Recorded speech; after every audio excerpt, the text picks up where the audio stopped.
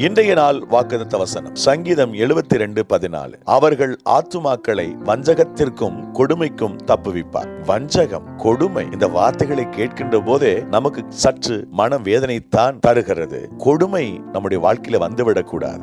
வஞ்சகம் நம்முடைய வாழ்க்கையில நடந்துவிடக்கூடாது. பல நேரங்களிலே நம்முடைய வாழ்க்கையில் எதிர்பாராத விதமாக வஞ்சகமும் கொடுமையும் தலைவிரித்து ஆடுகிறது. அவைகளுக்கு நாம் உட்பட்டு விடுகிறோம், பாதிக்கப்படுகிறோம், ஜெயம் பெற முடியவில்லை, நாம் மகிழ்ச்சியா இருக்க முடியவில்லை.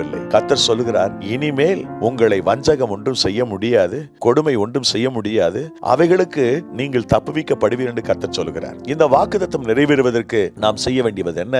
தேவனை நோக்கி நாம் கூப்பிட வேண்டும். சங்கீதம் 72:12 சொல்லுகிறபடி கர்த்தரை நோக்கி கூப்பிடுங்கள், அப்பொழுது உங்களுடைய வாழ்வில் இருக்கிற எல்லா விதமான வஞ்சகத்துக்கும் கொடுமைக்கும் தேவன் உங்களை தப்புவித்து காப்பாற்றுவார். இன்றைய நாள் உங்களுக்கு ஆசீர்வாதமான நாளாக இருப்பதாக. God bless you.